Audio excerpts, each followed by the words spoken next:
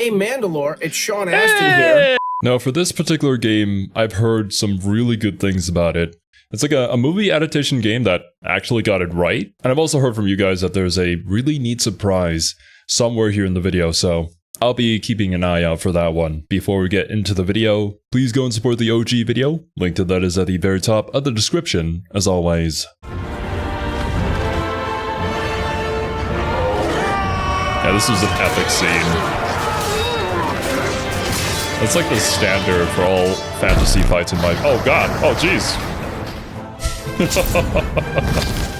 Well, that didn't turn out very well. And from the little bit of gameplay there, it seemed like it's a hack and slash. I wouldn't say Muso quite, but definitely hack and slash. Thinking back on the games that I played, I don't think I've ever actually played a game in this style. Although I have seen quite a few, or honestly played similar games to this, like Nier Automata. Would you count them as being in the same genre? It's hard to say. It was only a matter of time until I came back to Lord of the Rings. Except this time around, it's a movie-based game, and one that's not horrible. One of the big reasons movie tie-in games are typically so awful is because they had very tight deadlines. The game had to be ready to release around the time the movie came out. Oh, that makes sense actually. Like, I imagine in those particular scenarios, there's a lot of pressure from the publisher or the rights holders, and they have very specific things that they want for it to be, and it gives the developers not a whole lot of creativity or time to fully create their vision. That being said, there's probably also scenarios where the devs are just not very competent, and so the game just comes out horrible. Do I even need to mention the Golem game? Wasn't that also fully priced at like $60 or $70? And that didn't even work. Apart from the gameplay just being incredibly boring and unplayable, the game itself was also just straight up unplayable. No, Lord of the Rings Return of the King, the game, had a lot of effort put into it. It's rare to see a movie tie-in game turn out so well. It's not without— Actually, I wonder who were the devs behind this. I don't know anything about this game and haven't looked up anything about it either. its issues. For example, actually trying to play it. Ah, well, yeah, it's gonna be one of those games. It's not too difficult to find a console version of the game. The Game Boy copies are harder to find since the Silk Road shut down. There are a few physical copies of the PC version being sold, but none digitally. If you get a legit version, it might not run at all or get stuck loading. Some alternative copies have a bug where you can only play as Sam. Now, Sam did say he wanted to share the load, but I don't think he meant it for fucking everybody. Luckily, there's a patch that makes my actual copy run. I don't know if that fixes the Sam thing. There's also a patch that lets you play the game in widescreen. The 3D part renders fine, but it will stretch out the UI. It still looks alright. This is a game— we had a similar issue when we were playing the first Dawn of War game. Hopefully when they do the remake of it, well, I suppose the remaster is probably a better way to put it. They fix that issue and actually make it playable on modern consoles, or PCs. Game that ideally you'll play with a controller, but there are some issues there. The default settings are completely incorrect on PC, so you need to fix those. The game also doesn't pick up on controller triggers. At all. I tried multiple controllers, did every remapping trick I could think of, but no dice. This reminds me of when I was trying to play Kingdom Hearts through the Epic Game Store. And, well, this was before they released it on Steam. So I had to open up Epic Game Store through Steam by adding it as a non-Steam game, and then use the Steam input in order to use my controller in a game sold on the Epic Game Store that kinda needs a controller. You could use a keyboard and mouse to play Kingdom Hearts, but you are crazy if you're doing that. For more modern games, you can probably make an argument, because I do know a few people who do use a mouse and keyboard for basically everything. Even fighting games, which is even more understandable. But for Kingdom Hearts, the first one specifically, it does not control very well unless if you're using a controller, and even then it's still a little bit clunky. However, despite all the loopholes that we had to jump through, I still had to drop the series because it just was not registering my controller properly. Not all the time, at least. And it was just way too frustrating. You'll have to use a third-party software for that, or just use the bumpers. Now, there is one thing left which I can't fix, and that's the loading. It starts kind of like a lawnmower.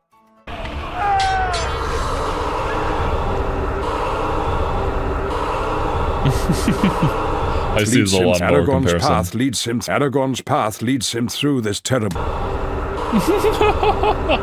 It's a good motivation not to die, because loading takes a while. Even opening the in-game menu will cause everything to freeze up. But once it is loaded, everything is perfectly smooth. Even loading cutscenes or bonus movies aren't immune to this. It can be odd when the game visuals transition into the movie scenes, like this one here from the battle. YouTube seems to only allow the usage of select scenes in select length from the New Line Cinema's Lord of the Rings or Return of the King.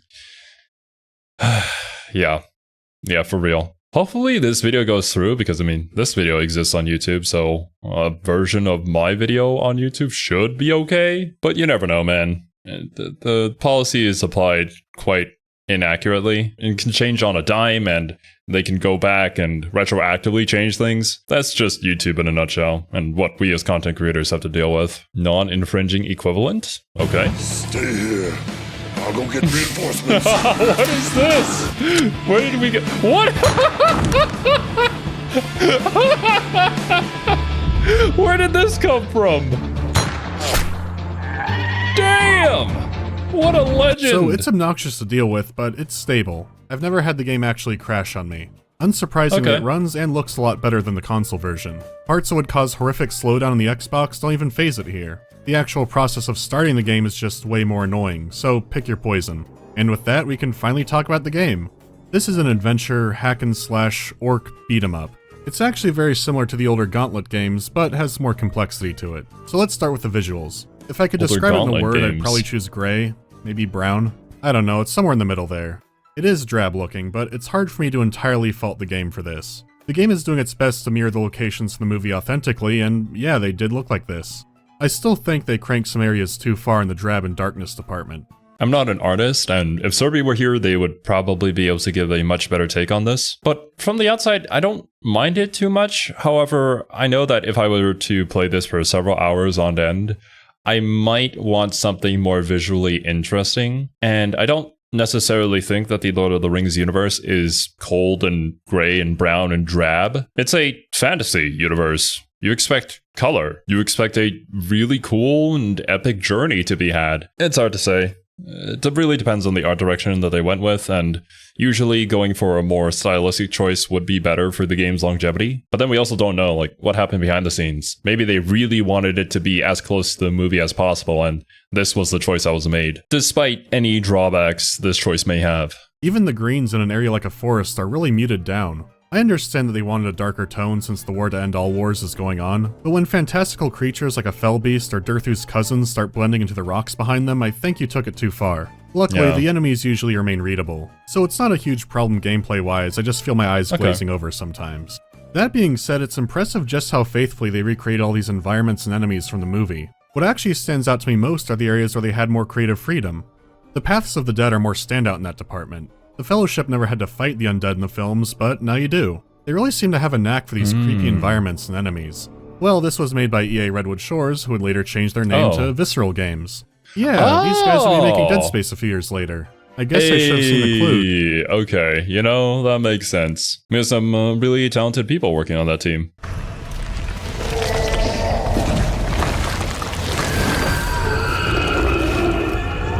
Though aspects like the models and textures have aged, there's still one thing that really sticks out to me.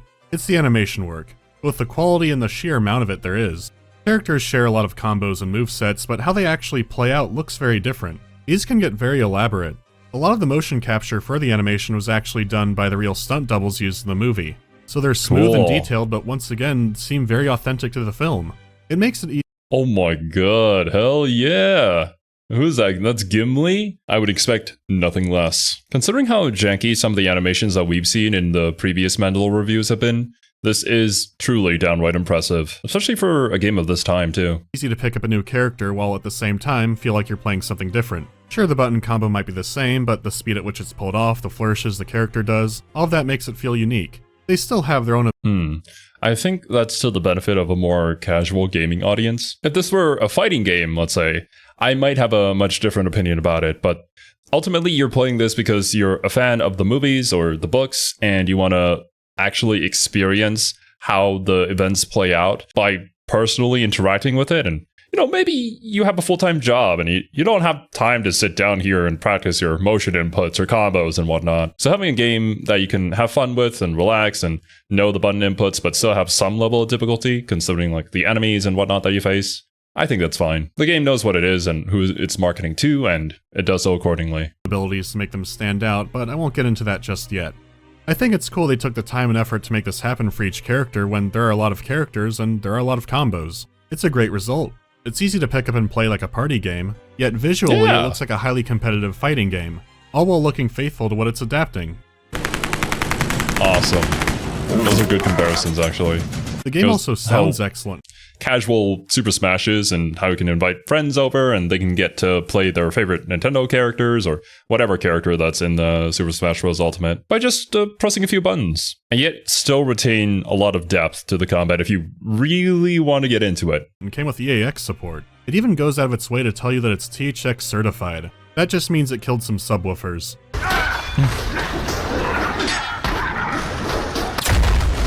Damn!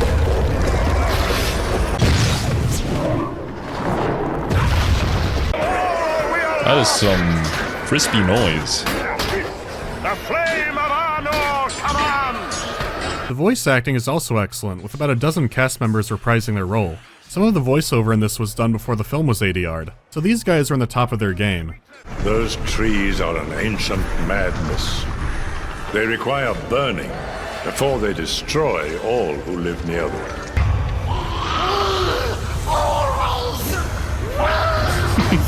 Come on, Mr. Frodo. I know the way out of here. This is perfect, man.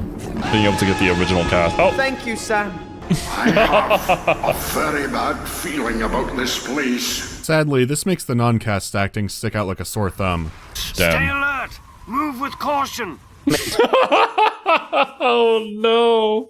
It really is just Johnny Depp's voice. Or I should say Captain Jack Sparrow, more so. I guess they couldn't get him for this. That's a shame. And it really sucks when you love a voice actor for particular characters, but for one reason or another, they just can't come back to reprise the role. Like, I would have loved to hear the English voice cast for BlazBlue Central Fiction, but, you know, a lot of things happened in the background there, and it caused them to not be unable to come back and reprise the roles. Or with something like Persona 4 Revival that's about to happen, probably in 2 or 3 years if I'm being perfectly honest. I have no faith, not gonna lie, that they're gonna be able to get all of the OG voice cast into one game, considering how much more famous they are now, and I'm sure how much their prices have risen ever since then. So it'll be interesting to see who they cast for that, and hopefully they do a good enough job. Or hopefully they do an even better job, you never know. Made by those who are dead, and the dead keep it. The way is shut. The soundtrack is also excellent, but that's kind of cheating since it's just the film score. I mean, if you don't know what that sounds like, then what are you doing here? So Right. Overall, the presentation is excellent. Now we can talk about the mechanics.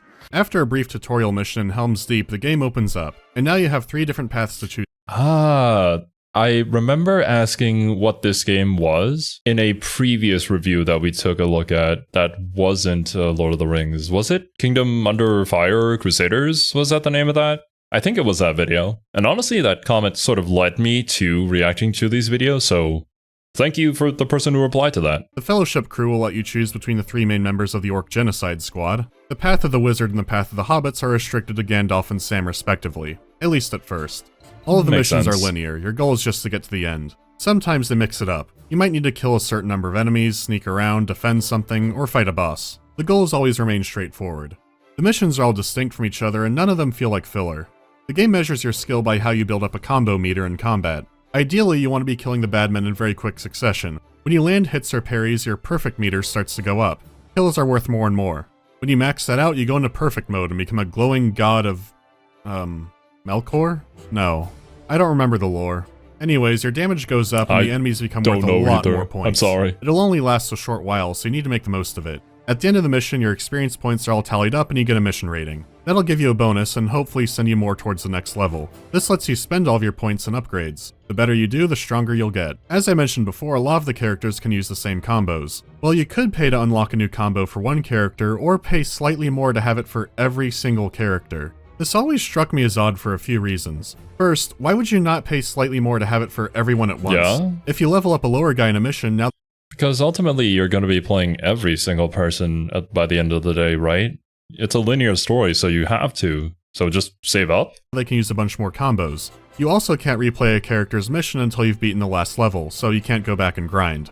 So if you weren't buying these upgrades, you could be playing some endgame levels with a very weak character and make it pretty hard on yourself. You're just Speaking nerfing of hard, yourself. the balance for this game is completely out the window. Difficulty doesn't just affect enemy damage, it affects how much XP you get. Here's an example. Fair is the lowest rating. On hard, that gives 7 points. A step above that is good, which gives 18. So that's slightly more than normal, right? Because you're fighting harder enemies? Well, no. On normal, fair gives 75 and good 150. So it's roughly a 1000% difference. At least in the lowest skill, good is slightly better. What's especially odd is that easy only gives slightly more points than normal. If you're playing on hard, you'll be playing this game a long time maxing out the characters, so at least there's that. Still, would someone playing on hard not get a fellowship upgrade? I guess it's possible for that situation to arise, but I can't imagine it happening. Especially since by far the most useful skills in the game are fellowship upgrades. By that I mean Bane. All of the Banes.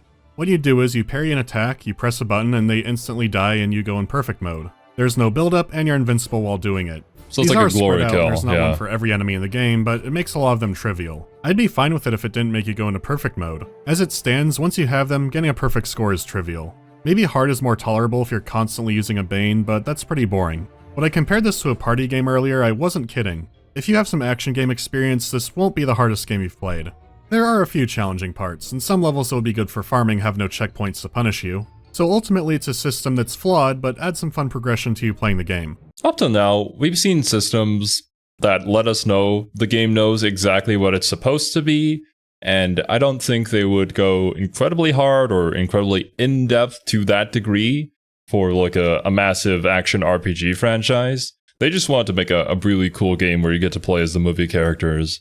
And this, I think, suffice. I don't really have any complaints so far. There could be some things that were better implemented, but it's not really a deal breaker, is it? I think the deal breaker for me, though, would just be like getting the game to run in the first place, yeah? But if you're a fan of Lord of the Rings, then I can see this being a ton of fun. Your upgrades make mashing a light or heavy attack button 4 times a combo. So if you're looking for something really skill intensive, this probably isn't your thing. That said, the combat itself is still a lot of fun. You have a good sense of your character's control and can even change your attack direction mid-swing.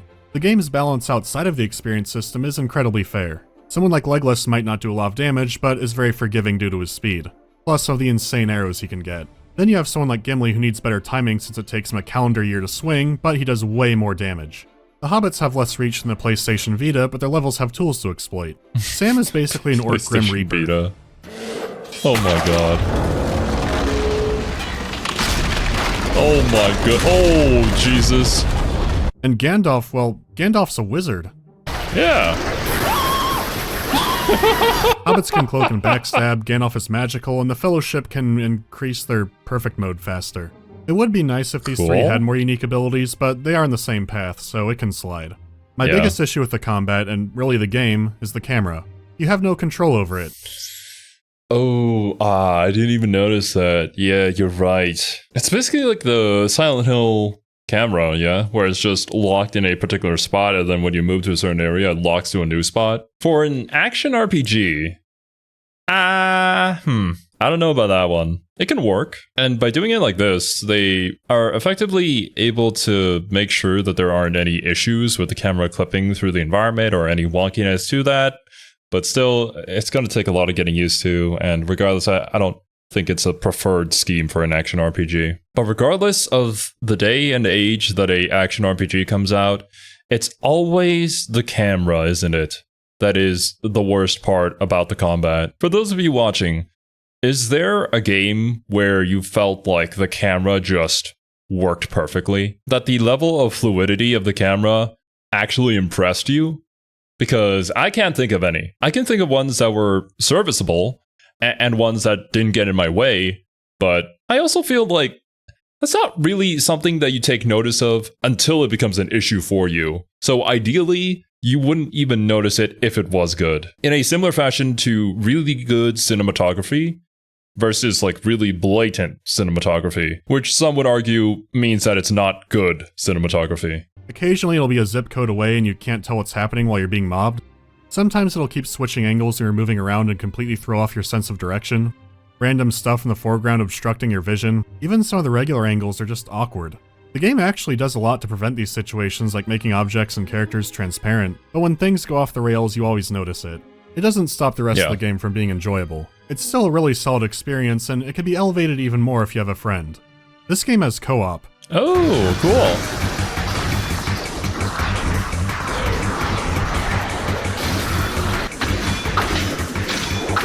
We have to have the classic pairing, of course. Richard, Gimli, and Legolas.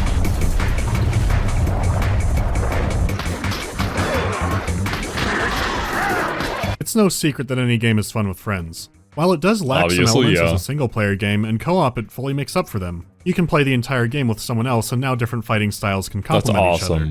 You share a life pool, so if one of you dies, you both have to start over. At the same time, you also share the experience pool when it comes to buying new upgrades. The fellowship skills make more sense here. They help both of you out. Really, the only downside to this is that the camera will be more awkward than before, especially now that you're lashed to another person. You can also expect to be hit by more off-screen enemies and being trapped on the edge. You need to stick together. The co-op is really the high point of this game. Trying to get angles and enemies together, covering each other, it all works out great. I'd still say the single player is good, but the co-op is where it truly excels. The single player still has a lot of good stuff, especially if you are a big fan of the movies. Because it was made during the film production, you could see things like the Witch King's old design, scenes that were deleted from the theater release, scenes that I don't think were in any release, and a lot of behind-the-scenes features. Some that should maybe stay buried. Huh? Well, Elijah's a pretty good gamer. The best player. Okay, hold up a minute. This is kind of funny, because the last time that I saw Sam and Frodo together was when they were both playing Baldur's Gate 3. And that video, if you guys haven't seen it, is incredible. Please go and watch it. Just search it up on YouTube. I'm sure you'll find it. Both of them are so funny. And they're just such chill and nice people. I loved watching them play the game. And honestly, kind of a genius move from Larian to get the both of them to play at least through Act 1. Would be Elijah. Well, this is where I get to pat myself in the back. I'm definitely a better gamer than the two of them. Yes! It is surprising they made Elijah Wood the gamer king. I thought it might be Sean Astin because Sam murders so many orcs in this. I guess there's only one way to get the answer. Hey, Mandalore, it's Sean Astin here. Well, there you go. I'm gonna assume that is the nice little surprise. Yeah, I'm not surprised. I'm surprised that it's in this video, but I'm not surprised that he would do something like this for Mandalore, because they're super chill people. Of course, I don't know them personally. They might be different, who knows? But from what I know of them, this makes sense. I understand that you and your friends have been playing EA Lord of the Rings Return of the King, and that in the bonus features, some concede that Elijah Wood was the best gamer. Now, I'm not sure what to make of this poppycock. Do you mean that Frodo, in-game Frodo, was tougher than in-game Sam? Hell no. I mean, I played the game when it first came out, had a ball doing the voices. A lot of people have approached me to say how, if it wasn't for Sam, they wouldn't have, I don't know, reached Nirvana playing the game or something. But if you mean like in person, like Elijah and Sean on the set of Lord of the Rings gaming, or Elijah as a person, like through his whole life, is he more of a gamer than Sean? I just don't know what I don't remember the extra scenes. So what I will say is a little anecdote about how Elijah's game of Bond game. He had a Bond game. I can't remember the platform we were on. 006 was in it. Sean Bean's character in the movie, and the character, of course, is photoreal in the game. And I was playing 006. And we were in the South Island of New Zealand, and the door was open to our dressing room, and people were walking by, and there was a lot of drama going on. But then for the first time on the movie, we met Sean Bean. He was walking by, but literally just as he was walking by, my Sean Bean character in the game took one to the head. So it was like, oh, I'm dead. Oh, I'm reincarnated. Look at that, Sean Bean. Hi, Sean. This is Elijah. Anyhow, Elijah. I honestly don't know. I can't even answer this question, but just know that I take gaming very seriously. I think gaming is important on a lot of levels. I've actually done several documentaries. Video Games the Movie, I'm the narrator. So it's sort of a fun little take. I could go on about this, but I just love that you've reached out to me and you've brought me back to Return of the King, Lord of the Rings, EA Sports. It's in the game. I like sports games too. Race car driving. I could go on for hours. Much love, best wishes. If you need to know who's better, don't look any further than right here. Oh, I believe it. Oh my god. Oh, my cheeks hurt so much. Oh, it makes me so happy. I can't believe how perfect the casting for the Lord of the Rings movies was. I'm so glad that these people are just... their real-life counterparts are pretty similar to their actual characters. But yeah, thanks guys for pointing me to this video, and a shout out to Mandalore for having the guts to contact him. Normally, you'd think you'd kind of get blown off because these people, they probably have like millions of people messaging them all the time and they can't really respond to every single one. But I'm glad this one worked out. I've actually made the controller float, and without touching anything, What? I've managed to play the game. It's only happened a few times, but... I haven't talked about... Is this canon? Is Frodo a Jedi? the story because really, it just follows the film. Most of the movie scenes they do use are from the Two Towers. They probably didn't want to spoil the footage of the new movie, or it just wasn't filmed yet. What If you even didn't is know the this film movie? material already, at best the game would seem disjointed, and at worst, you'd be completely lost. You don't want to play this for the story. When you do beat the game, you'll unlock new characters and some appropriately challenging challenge maps. The new characters are just clones of the ones you've been playing already. The funniest part is Faramir uses Aragorn's animations, but they didn't give him a combat knife. Instead, he just punches them into the Shadow Realm. That's something to look forward to. I definitely It's pretty recommend this epic. game if you do have a way to play it. This is a game in licensing hell, so I don't expect it to be sold digitally or Oh, anywhere easily yeah. anytime soon. It's sad Unfortunately. because there were some good Lord of the Rings games out there. This, Battle for Middle-earth, The Third Age. This series just works, you know? You just need a good fundamental game behind it and have the characters, and it just enhances the whole experience. Becoming harder to find and harder to run. So if you have an opportunity to play it, then go for it. Bring a friend if you can. The next video will be Awesome. something a little more sci-fi. I'll see you then. Big thanks to everyone who made that one part happen, and to everyone else making the video happen at all. If you're gonna do something on a movie licensed game, do it very carefully. You might have to spend days figuring out what's triggering something to be blocked and what's not. It can drive you crazy. Ooh, Anyways, yeah. are there any projects that you'd like to do but are hard to do? Total War Warhammer is the big one. That's my white whale. A lot of RPGs too, like Baldur's Gate or Pillars of Eternity, stuff that need a lot of time investment to do right, so I'm gonna put those off for a while. Do you like hard There are certainly projects that I want to do as well. Like, go through the entire Final Fantasy series. But hot damn, that's gonna take a lot of time. Or something a little bit shorter, like playing through the Rogue Trader Owlcat game. That's still gonna be a lot of time. Man, I wish I had an infinite amount of time so I could get through everything that was super cool that we checked out here on the channel. But yeah, it's unfortunate. harder punishing games like Dark Souls?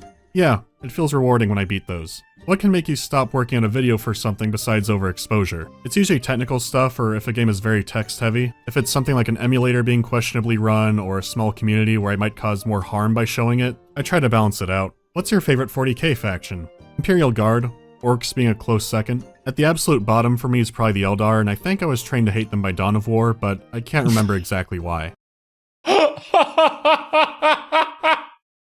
Oh, I'm so glad I checked out this video much later in the Mandalore reactions. Because by this point I have played Dawn of War myself, and now I can understand Mandalore's pain. My freaking goodness. If you guys haven't played Dawn of War before, the Anniversary Edition, the Eldar are scary. They will destroy you if you give them even a second to build up their forces.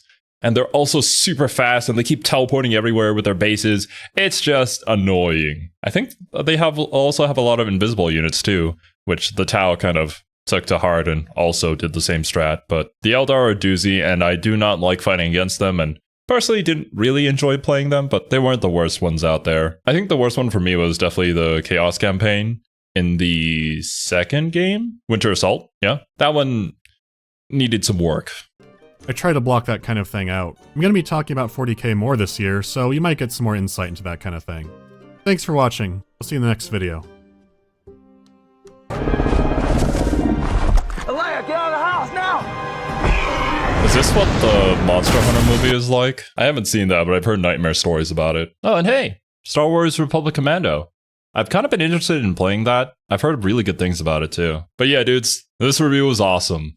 Thank you guys so much for sending me this way, and I hope you guys enjoyed the reaction. Hope you all have a good day, and I'll catch you in the next one.